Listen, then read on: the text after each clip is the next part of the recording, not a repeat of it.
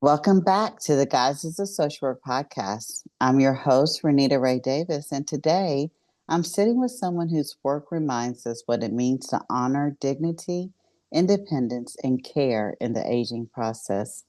Camille Jackson, MSW, is the In Home Services Director at Central Alabama Aging Consortium, where she oversees a network of essential supports, including the elderly and disabled waiver, ACT and TA waivers, personal choice, and hospital to home programs. But her journey didn't start there. Camille brings with her a rich background in child welfare, behavioral health, and trauma informed youth services, a foundation that has deeply informed her leadership today.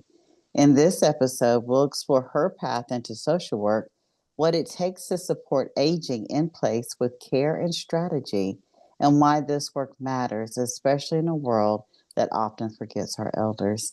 Camille, welcome to the podcast. Thank you for having me. I'm glad to be here. We're so glad that you are here. And you know what, Camille? I didn't say this in your bio, but you are part of, because I was so super excited you're MSW, but you are part of a special series we're doing on the Remember Me documentary that's going to be hosted at CAAC on Absolutely. November 1st. I want to make sure I say that because you in your coworkers, I've interviewed Melissa, Cheryl, and your executive director, and I want to make sure that we know that you are part of that amazing community and group of women that I got to so far interview and the women that are coming after you. But yay for that. But what I want to know, your first question is, what is bringing you joy right now? That's an excellent question, by the way. I think that's a question that we probably should be asking more people, to Hmm. be honest. And recently, because I think that answer may change by the day, by the week, by the month. But recently, what has been bringing me joy is my parents. Recently, well, my mother retired from work last year, and my father recently retired last week. And I'm just so happy that they have each other to now do retirement together. They have worked their entire life, and I pushed my dad into retirement because I want them to be able to enjoy it. So now they have this time to travel, to sleep in, whatever they choose to do. And so being able to help them and be here for them has really brought me a lot of joy because I admire them, and I would love to be in a position today to retire, but I got a couple more years. But yeah, my parents and looking after them and making sure they're taken care of has brought me a lot of joy recently. That is such a beautiful answer, Camille. Let us honor your parents. What are their names? I hope they get to listen to this. What are their names? Their names are Brenda and Michael Jackson. I love his name is Michael Jackson. Come Yes. on through.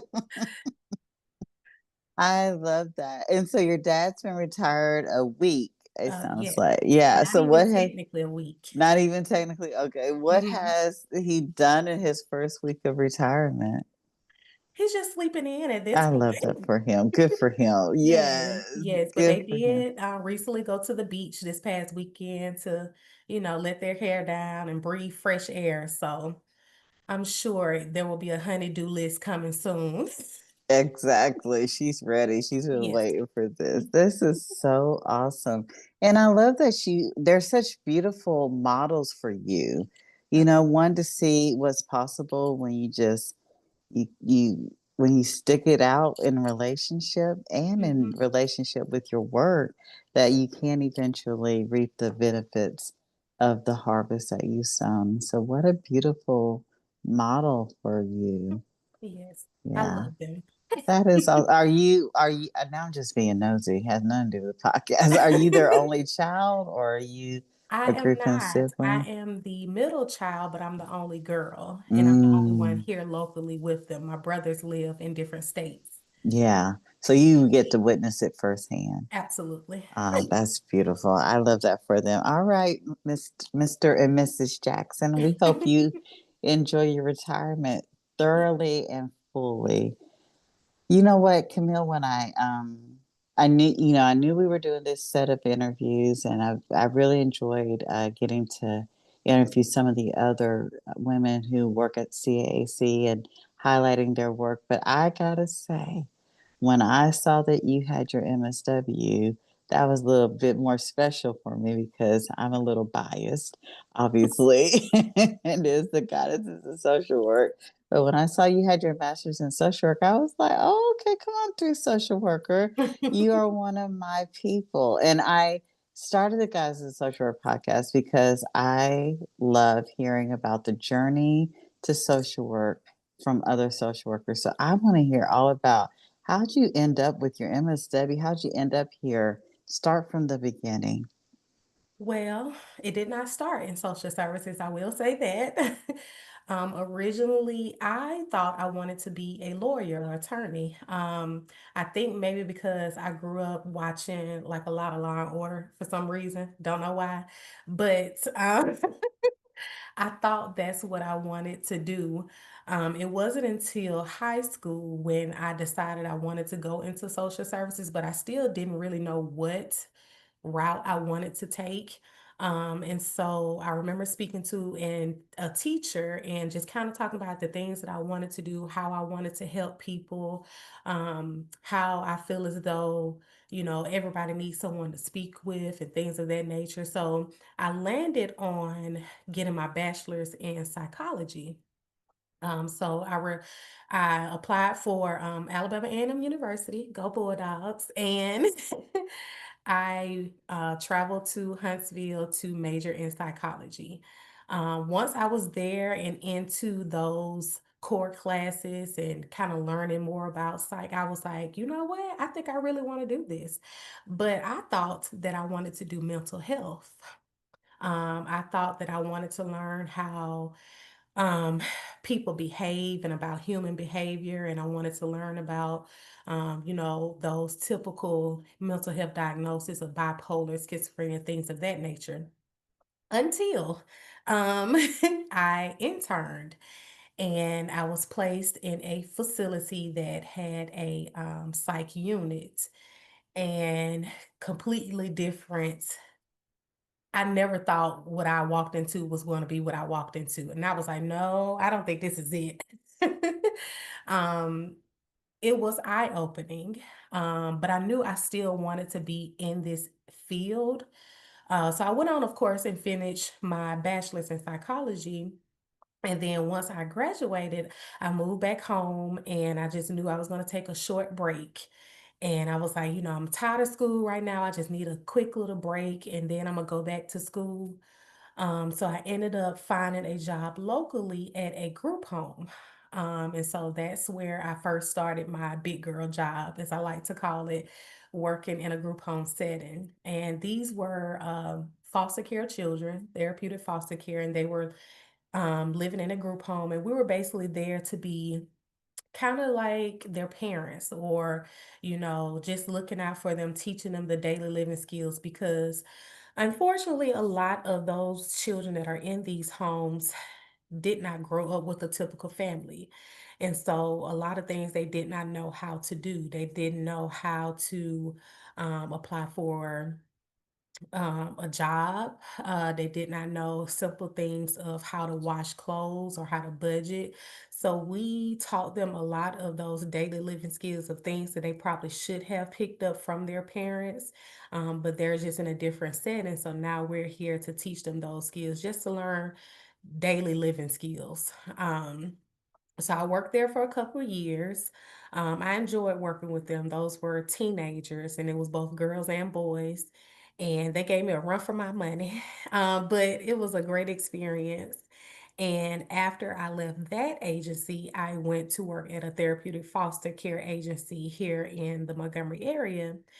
But these were more so with older children. So these young adults, as I like to call them, were from 18 to 21 years old. And we were basically, or I was basically doing some of the same things, teaching those daily living skills, but now they were living in an independent living setting. So they had their own apartment. We set them up in this apartment, bought them furniture, the basic necessities that they need and kind of taught them how to live on their own, how to budget their money, how to apply for jobs, how to build a resume, how to go to an interview and how to dress as an interview. So I learned a lot about myself in that job. And then I learned a lot from them as well because they, of course, you think about when we were 18, 19 years old, we thought we knew everything. And it was just kind of tough dealing with them sometimes because you're trying to teach them the way to do things or how to do things appropriately. And they like, no, I don't want to do it that way. So you kind of have to let them use their wings sometimes and then, let them know I'm always here. If you need me, we can always try to fix this and get you back on the right path. So we built a good relationship with like a lot of fast food restaurants, temp agencies here in the local area because we were always trying to find some employment for them. Or if they decide to go to school or college, we worked with, the community colleges here, the local universities to help them to apply for college, apply for financial aid, things of that nature that they may need. So it was um it was a pleasant experience as well. They were funny, they were hilarious, and I stayed there for probably about 5 years or so, 5 years or so. And then I transitioned here to Central Alabama Aging. Um, Complete change in the population, of course. I went from teens and adolescents and young adults to now the elderly population. And coming here and shifting my mindset to work with those that are elderly or disabled was a task at first, but I eventually, of course, got a system, figured out, what I needed to do, how to speak to them, how to help them, and things of that nature. And I have grown to love this population because a lot of times they are the forgotten population, unfortunately, but they are so wise. And I used to love going out to do visits with them and just chatting with them about, their lives. They tell me about their grandkids and, about their neighbors and things of that nature. So, I loved doing home visits when I came in as a case manager. And then I just trickled up to doing different positions as I've been here. So I have been here now 10 years and I've just moved from different positions into the division director that I'm here in now.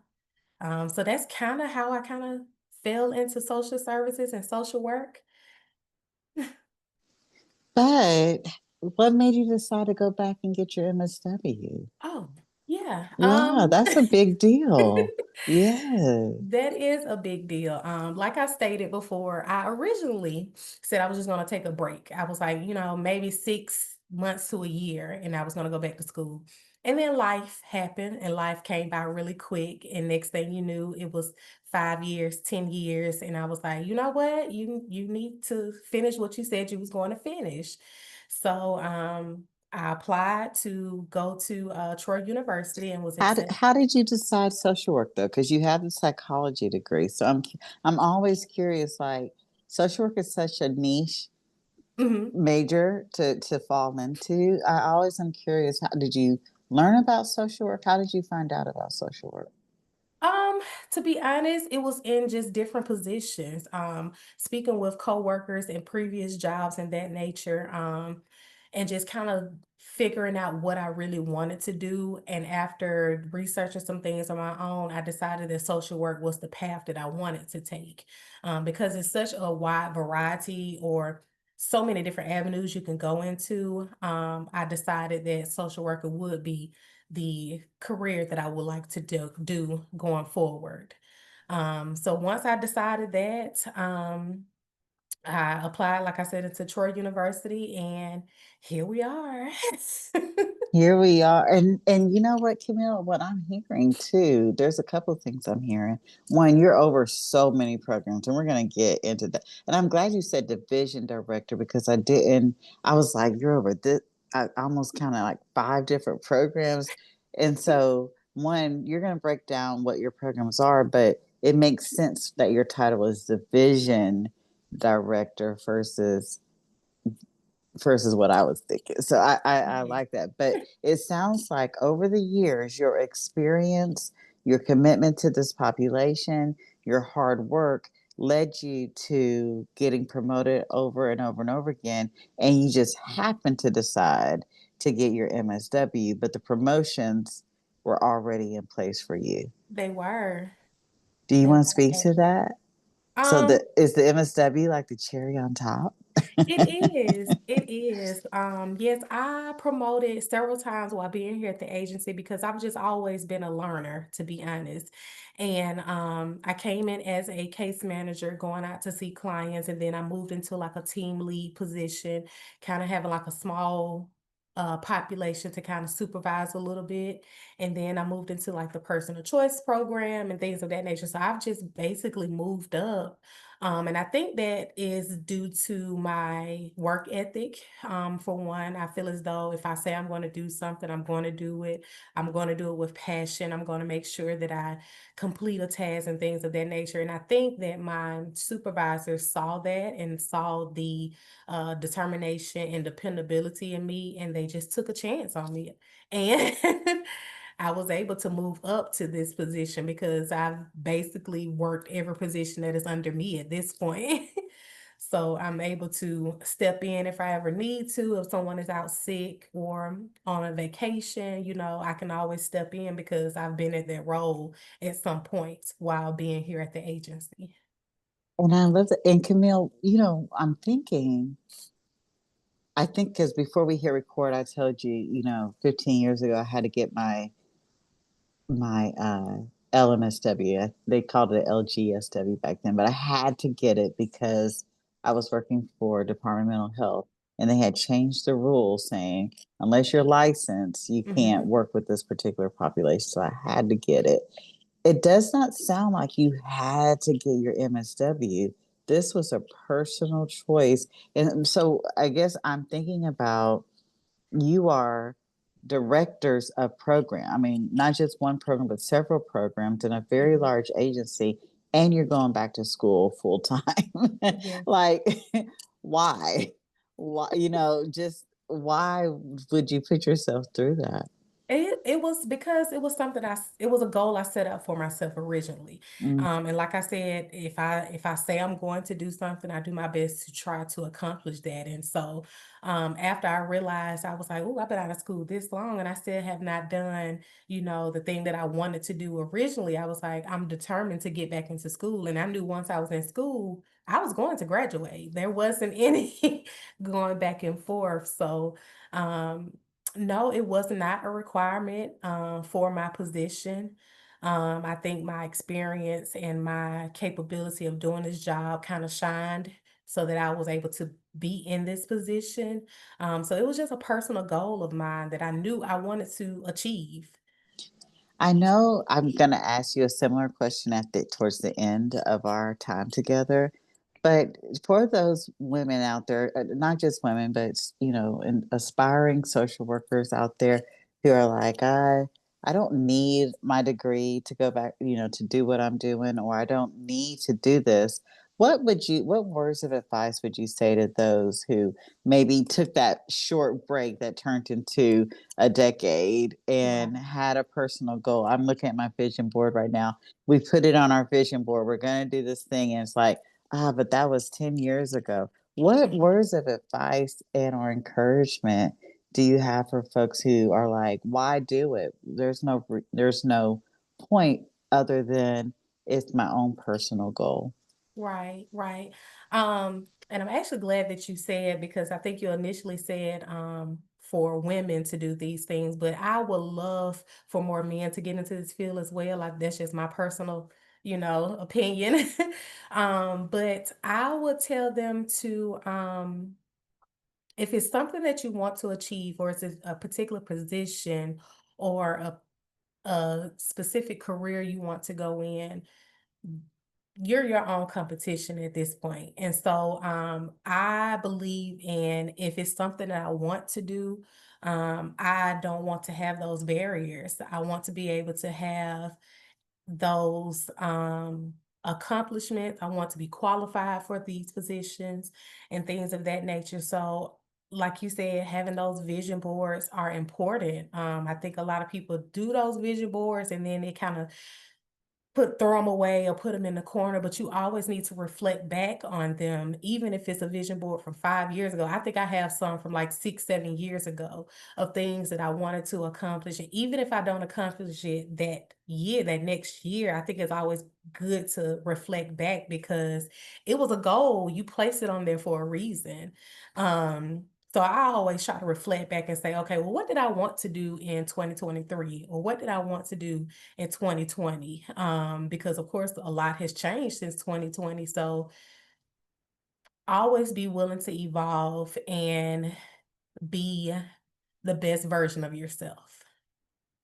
I love that. Yes, yes, yes. And my sister and I were literally talking about because even when I was teaching, and now that I have the Goddess of Social Work community, we have been doing vision boards since 2015. I have Mm, personally been doing vision boards before that, but anybody who's in my realm of influence, whether it's through teaching and or through supervision, they get to do we get to do vision boards at the end of the year. And we kind of switched it to the beginning of the year because of the holidays, but it's still a perfect time to do it. mhm, And one of the things I always talk to them about is Habakkuk 2, 2, and 3. Write the vision down and make it plain so that I may run with it. yeah, But so I may see it and run with it. And one of the things that I'm like, you don't put your vision board up. mm-mm, You keep it in front of your eyesight so that you can see it, even if you're not consciously stopping. I have a vision board right in front of me on the wall right, adjacent here. And even if you're not consciously stopping and looking at what the vision board, subconsciously, your soul is taking in these were the desires of my heart. This is what I said that absolutely, I wanted to do. And like you said, it was a goal for a reason that got mhm, put on your heart for a reason. And so, as we are ending the end of the year, mhm, I want to encourage people to go. And there's so many different ways to do vision boards. Here in the mhm, Goddesses of Social Work community, we've had people do vision bingo boards. We've yeah, had people do little vision boxes where they're cutting up pictures and putting it in their boxes, obviously mhm, the traditional. And mhm, there's a whole $1 million industry on vision board pictures and whatnot that you can get off of Amazon and or Walmart that you don't uh-huh, even have, because I'm old school. I still go looking for the magazine pictures, yeah, but magazines cost a lot of money these days. But do put the vision out there and don't put a timeline. Punch the timelines in the throat. Don't worry about a timeline. yeah, Just put it out there and say to the God, Spirit, Universe, whoever it is, even your own higher version of yourself, this is what I want to accomplish. mhm, And then see it, look yeah, at it as often as you can. Steve Harvey mhm, talks about that. So that one day you look up and you're like, oh, I accomplished that. yep, I literally have post-it notes in my bathroom across from where the toilet is. And I was looking at one of them and it said podcast, it said circle, it said YouTube channel, it said some other things. And I was thinking to myself, oh, wow, I've done those. I did right, that. And I don't right, even think I even realized I had done it. You just happened to do the thing that you said that you wanted to do, especially when you write it down or yes. when you speak it into existence. Absolutely. Absolutely. And being intentional about those goals that you're putting out. So that's why I say don't throw those vision boards away at the end of the year because you think you have not accomplished anything. Eventually, if you have said that this is something that you want to do, you will get it done. Just You, like you said, it might be a time you didn't even realize that you accomplished something, but it was. So Yes, write it down you're and keep just it doing posted. the mundane stuff, and then all of a sudden you're like, "Oh, I accomplished this." My mother, she tells the story of she wrote down Israel and she had it in a drawer. And my mom, she's in her 70s now, but she had it in a drawer. And it was just a few years ago she went to Israel and she came back from Israel and she was talking to me and my sister. She said, "Girls, I had this written down 20 years ago that I was Mhm. going to go to Israel and it was in a drawer. So write the vision down and make Yes, it plain, yes, meaning you can see it. absolutely. Oprah talks about this. Jim Carrey talks about it. Tabitha Brown talks about it. So I love that you brought that up. I get excited talking about vision boards. I love that's my thing. It's my jam. So I'm gonna transition. I had several questions. I'm gonna probably just ask two about Okay. your social work journey. One, I love it when I hear that people went to HBCUs. I Yes. didn't personally get to go to the HBCU, but I'm like, I love living vicariously through people who did. So I want to hear about your experience. And then the second question I have is I'll hold it. Tell me about your HBCU experience. Best 4 years of my life. Um, People say that, and I've always heard, like, my teachers and counselors and things tell me that in high school, but until you're there and experience it, it is something that you just think is a fantasy, but I literally met people in college that I still talk to on a daily, weekly basis.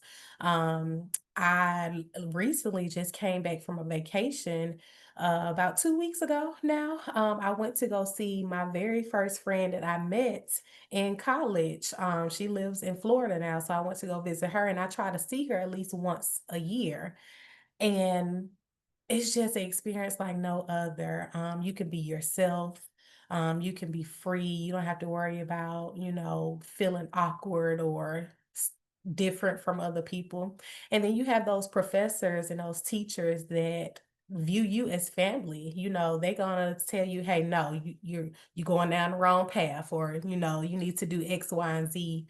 I've even had teachers or professors to like invite me over for dinner because getting a home cooked meal was something that, was near and dear to my heart. So meeting those individuals in college, even though we are scattered across the United States, we always try to either get together for homecoming or any major life events. I've been to weddings, I've been to baby showers. Like they're literally my family now because we just the best broke 4 years of my life. It was just so much fun, and I would never trade it for anything in the world. I love that. And you went to A&M right here in Huntsville, I right? did, Yeah, absolutely. that's a great one. That is awesome. I love that. Thank you for the energy you gave me. I'm like, oh yes, yes. I Yes, I love. love my And so school. you work in Montgomery, so ASU is in Montgomery, and Mhm, there are rivals. I they bet are. wearing your T-shirt during game day brings a lot of energy I have to fight every day during football season. because we are in football season. Yeah, Yes, yes, but they know that I ride hard for my school, so I I love just gotta be that. quick on my feet when it comes to football season. I gotta have a punchline to go back at them. You gotta have that wit. You gotta have Yes. that wit. And thank you for sharing that because I do love living vicariously through those of you who got to go to HBCU. So it just sounds like such a, like you said, a magical experience. My second question is, you worked with youth. Like that Mhm. was your thing. You worked with therapeutic foster care, regular foster care, I think you said. And then you went straight into aging. And I was just thinking about human behavior across the lifespan. Talk Yes. about you want to learn about human behavior when you were a Mhm. psychology major, human behavior through the lifespan. I wanted to just note that, like, wow, you work both with the youth and now you're working with the elderly. I appreciate that you brought in, there was a mindset shift for you Mhm. to change how you work with the youth versus how you work with the elderly. And I don't know if you can put it into words or not, but can you put into words what that mindset shift was for you? Um, I would say, of course, when I was working with those that were younger, we were very close in age in some cases. So they were easily, they gravitated towards me because we were kind of so close. But then sometimes it might have been a little difficult to kind of reprimand them or say, "Hey, no, this is what we need to do." So flipping to the different population and working with those that are now older than me. Um, I had to learn patience. I had to learn that they're still, of course, humans. They're still, of course, a vulnerable population. So just taking my time, working with them, explaining things to them so that they understand. Um, and even just being a listening ear because sometimes they don't even have, family members or friends or whoever to come in and check in on them. So sometimes they just need a sounding board. They just want to talk and just talk about, how proud they are of their grandkids. So yeah, having that shift in my mindset of um now this is my grandparent and not a teenager that lives down the street from me is kind of the shift I guess that I would clarified as having that respect of them and their independence and their self-determination and just allowing them to just be them. I think that's probably the biggest thing I can think of is just understanding that they still want their independence. They still have, their opinions on things and just having that respect for them was the biggest thing I can think of to, I guess, explain that shift.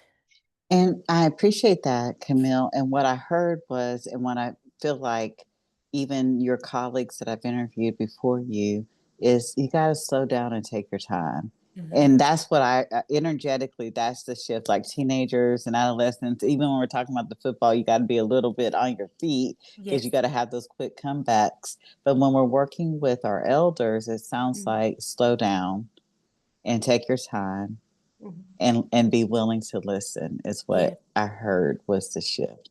And there's a lot of probably beautiful gems there that you could probably share with us in regards to favorite stories. But before we get into your favorite story or memorable story about working with this population, tell us about all your programs. That's one of the reasons you're here. So you can, I have you as the in-home services director, but you have the waivers and all this. So start from wherever you want to and tell us about all your different programs. Okay.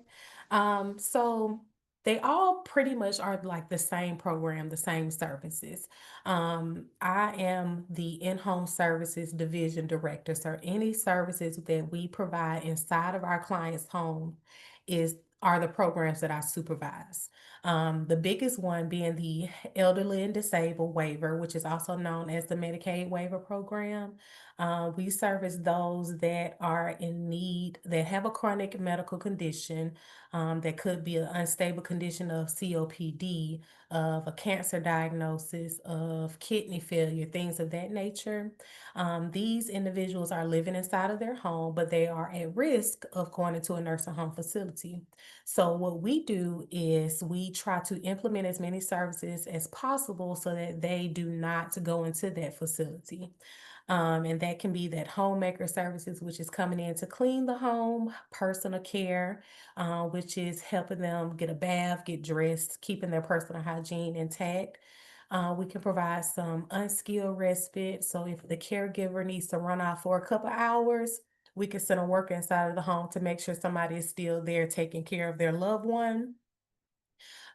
We also kind of help with transportation. So if they need to get back and forth to their doctor's appointments, we can kind of work with some transportation companies.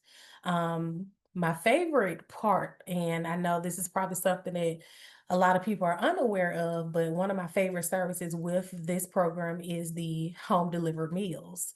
A lot of times I think people don't realize that some of our elderly population are not able to stand for long periods of time to cook nutritious meals. So sometimes they go without eating, and we're able to deliver these like frozen TV dinners so they're able to just heat them up and at least get 2 or 3 meals a day. That's probably my favorite service within the agency, but within all of the programs of the END waiver, the AC waiver, the TA waiver, all of these waivers receive the same services. They're just under different programs depending on their location. So say for instance, like I said, the Medicaid waiver program, they're within the home inside of their community. The AC waiver is transitioning them from a nursing home facility back into the community. So that's really the only difference, just moving them back home. So they typically get a couple more hours because they're going from 24-hour round the clock care to now being in the home, possibly by themselves or with one family member or so. So they're able to get a couple more hours. The TA waiver, like I stated, that is, they're receiving the same services as well. The only difference is those individuals are more medically compromised, so they are either trach or ventilator dependent. So they require that skilled care, but they're able to get the exact same services that all the other waivers are receiving.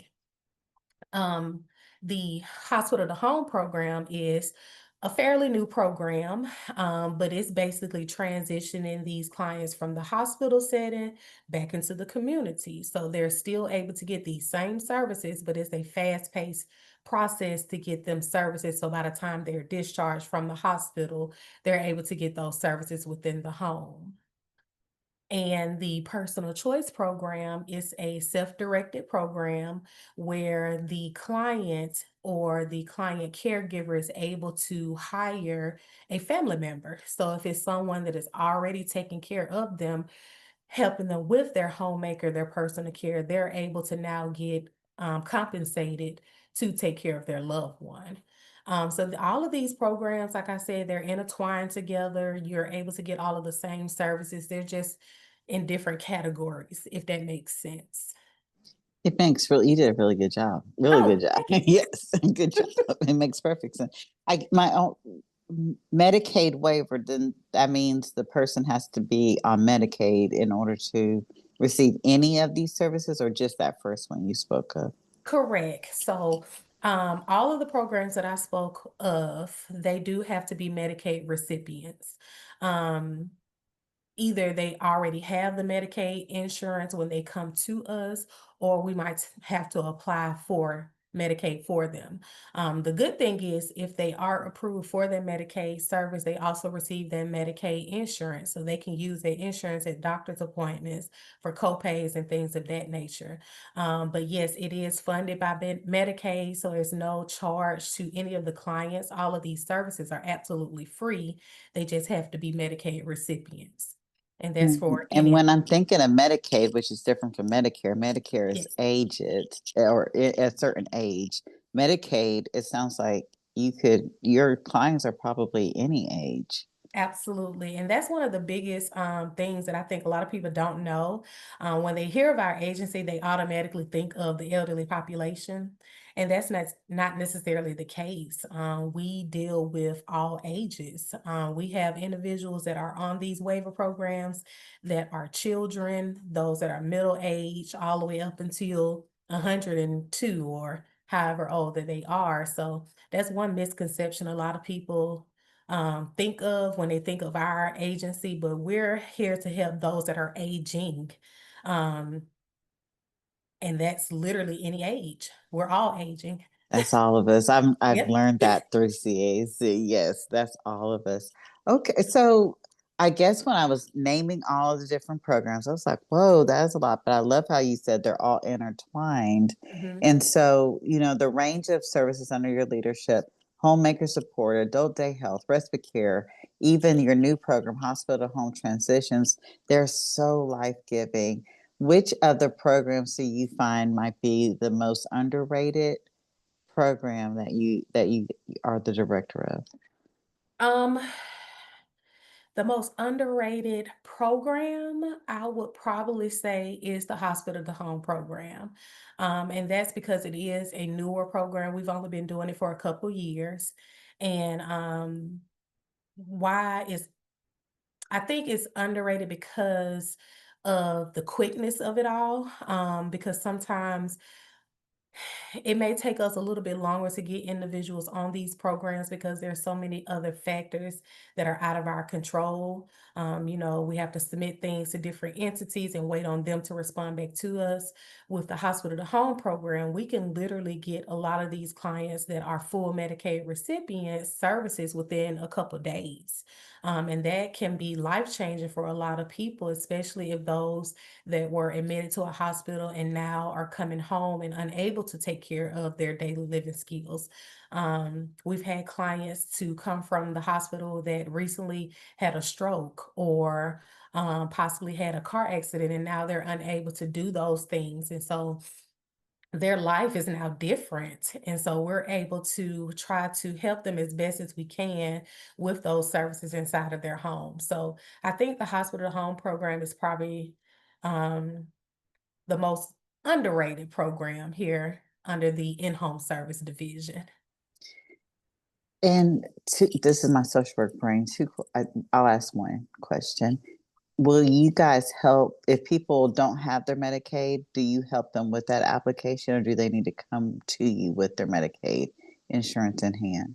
We will help them. What we do is our intake department will screen them for all of the programs here at the agency.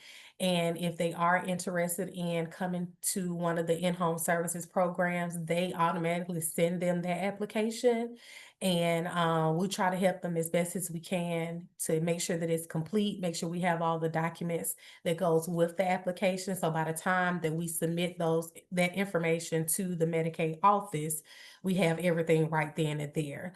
So we try to do our best with helping them as much as we can, because we also have to realize of the population that we serve. So we have to have that patience and see if they have any family members willing to help gather additional information. So we definitely can help them apply for it. I just would imagine, I don't know if it's true or not, but the Medicaid application being a little daunting. And Hmm. so knowing that people can reach out for help if they need it. The last question I had about your program before we transition to our next question is I just finished interviewing Melissa Stelhorn, who is the nutrition program coordinator Hmm. for CAC. You said one of your favorite programs under your leadership was the meal delivery program.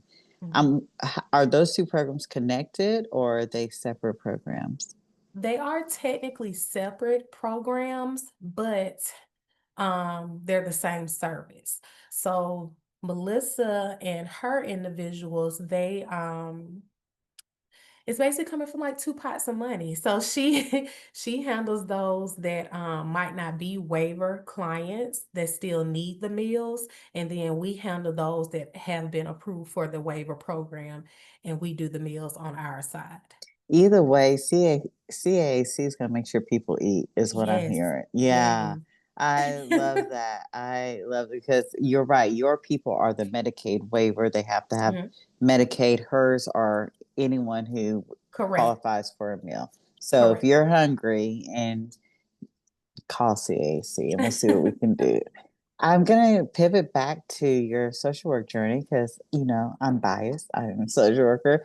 And one of my favorite questions to ask on the podcast is, what is a belief about social work, a belief or a value about social work that has changed for you since becoming a social worker? I think unfortunately sometimes social workers get a bad name because they always associate social work with, removing people from the home and things of that nature. But I have grown to learn more about the different realms of social work. Um, there's so many different avenues that you can go into, whether that's school social work, working in a hospital, working in a cancer center. There's sports psychology, not guys, sports social work. I'm sorry. I actually just met someone that's a sports social worker at the University of Alabama. And so learning all the different avenues has been an eye opener for me because you can literally go anywhere with this degree. So I absolutely appreciate and love that I did go into this field.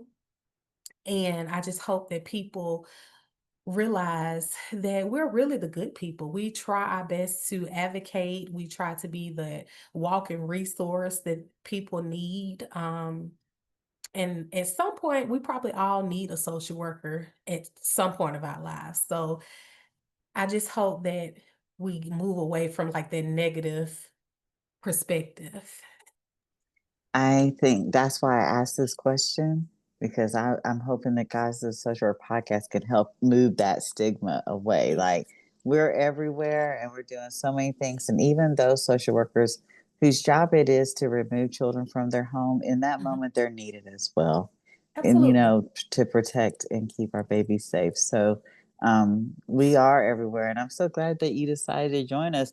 And I want to include, we also do mental health, right? Yes, Yes. And in absolutely. fact, in Alabama, the licensed clinical social workers, about a year or two ago, we were granted the legally granted, we're able to diagnose and within our scope of practice, we're able to use the DSM and diagnose if we wanted to. So even though you moved away from mental health and Uh-huh. are the resource queen with all these programs, social work still is in that wheelhouse as well of doing that particular helping people who need mental health services as well.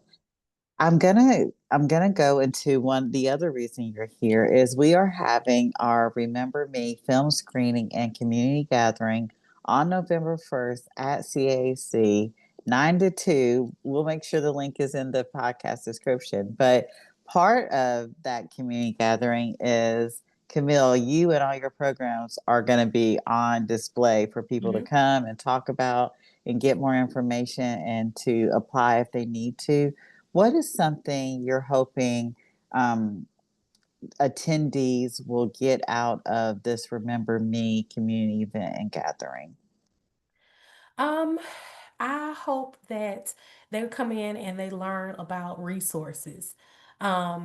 Oftentimes, and me and my director have this conversation a lot, and even me and people in my family have this conversation a lot, is that oftentimes we are reactive and it's almost too late sometimes to ask for some type of service.